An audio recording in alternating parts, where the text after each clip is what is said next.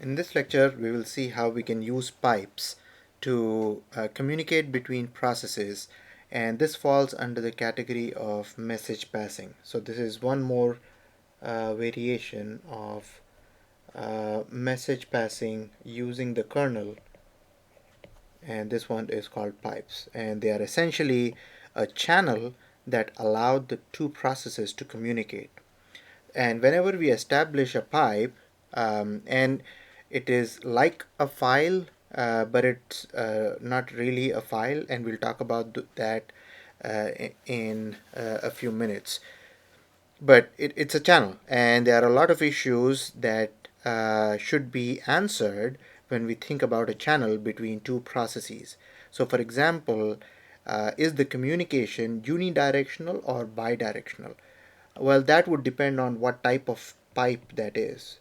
Uh, because we could have an ordinary pipe or we could have a named pipe, and the unidirectional or bidirectional, that depends on that type of pipe.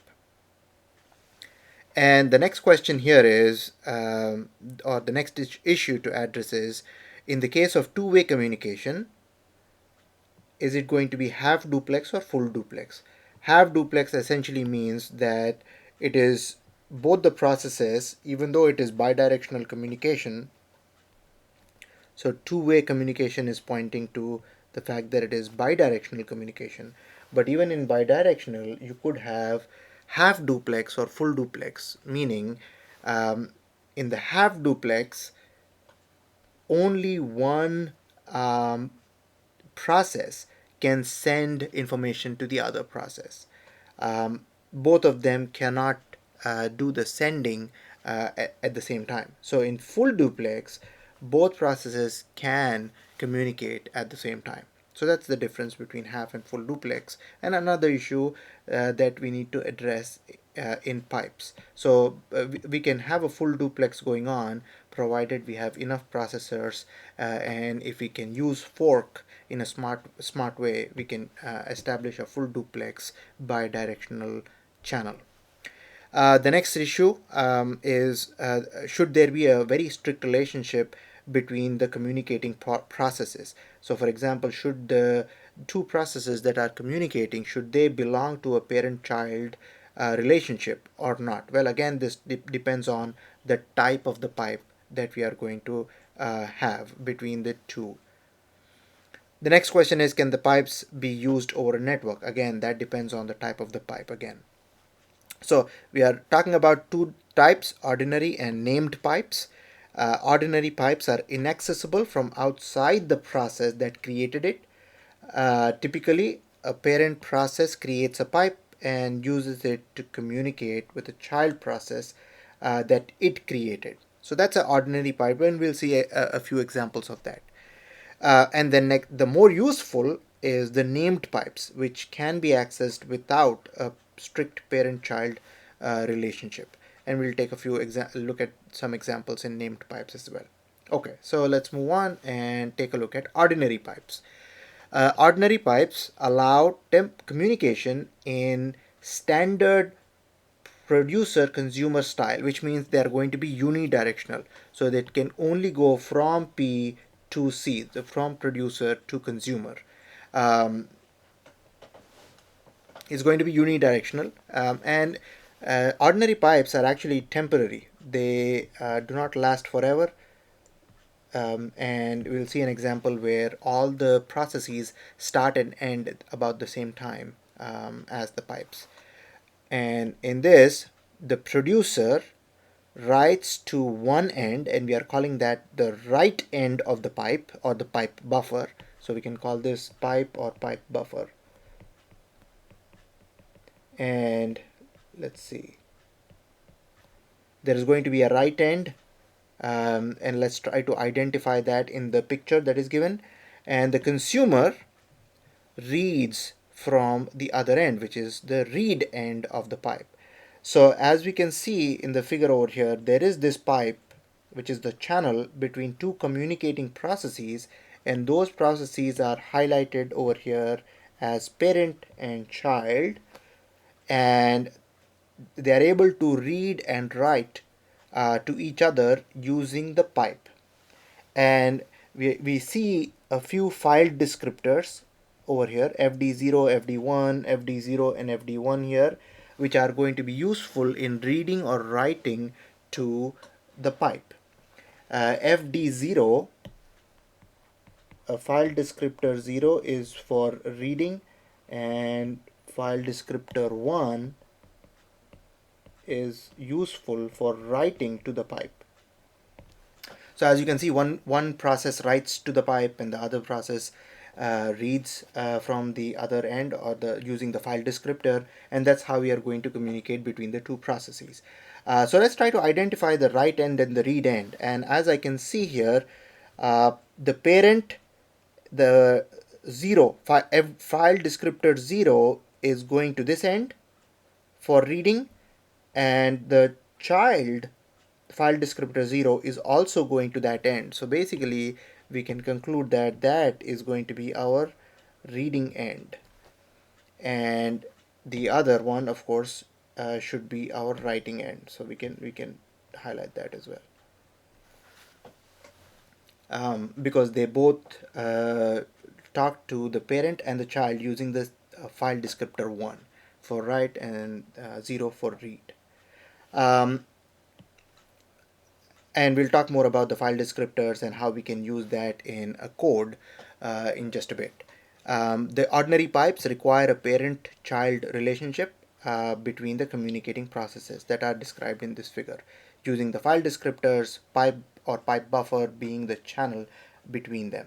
An example of an ordinary pipe is ls pipe, grep apple pipe, more. So for example, what we are doing over here is we are essentially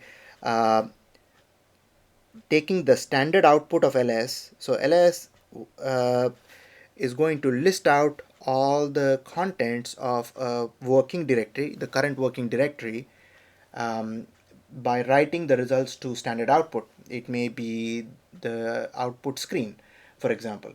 And we can pipe this, and this is our pipe, we can pipe this output to the standard input of grep. Grep is used to search for the string apple over here. So what we are doing is pipe is taking the standard output of ls and providing it to the standard input of grep. And by doing that, we will be able to show all the files in that current working directory which have apple in its file name. And then we are taking the standard output of both of those processes, and we are piping it to the standard input of more, which means that we can use this to display contents of all those files which had apple in their file name. So as you can see over here, this is going to be a temporary ordinary pipe. Let's move on and talk about more useful and more powerful pipes called named pipes. So in named pipes, they are going to be more powerful than the ordinary pipes. Communication is going to be bidirectional. So if we have a situation where we need bidirectional communication between the two processes, we can achieve that by using a named pipe. And the named pipe is going to last longer as opposed to a ordinary pipe which lasts temporarily. Over here, we do not need a parent-child relationship between the communicating processes. Several processes can use the named pipe for communication. In fact, when we create this pipe, you can see this in the list of the processes that are currently active as a pipe process. Not to be confused with a file.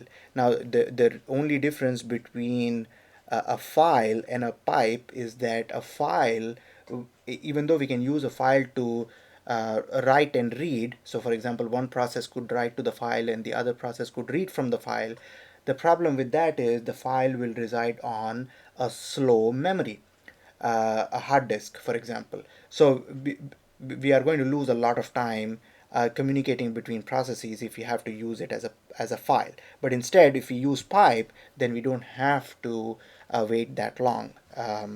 So in this case, the several processes can use the pipe that we have named for communication. And a named pipe is provided on both Unix and Windows systems. Now let's see an example where we show the pipe system call, and again this falls under the category of message passing. The system call pipe creates a link that appears to the program like a file that one could read from or write to, but it is not going to be a file, it's going to be a pipe type. Now let's see what we need to be able to start this pipe. First, we have taken a pipe file descriptor array of 2 file descriptors over here, both of integer type.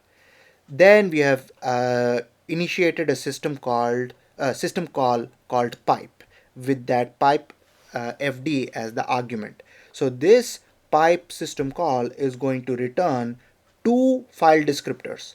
One of them is going to have the index 0 and the other is going to have the index 1. And we are going to use the index 0 file descriptor 0, or in this case pipe file descriptor 0, pipe fd 0 for reading, and pipe fd 1 for writing to the same pipe. So our read from pipe fd 0 accesses the data written to pipe fd 1 on a first in first out basis. So we are using a first in first out concept over here. We are writing information to the pipe using file descriptor 1, and we are reading the information from the pipe using file descriptor 0. So on the picture over here that is shown, there is a process P that can communicate in a bidirectional way with a first in first out pipe buffer. So this is our pipe buffer.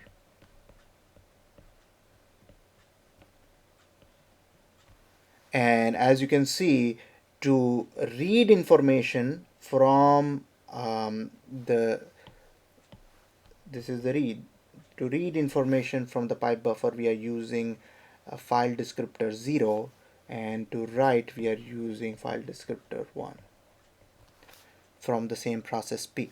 Note that when you write and read things from standard IO, for example keyboard and screen, they are file descriptors even for the standard input output.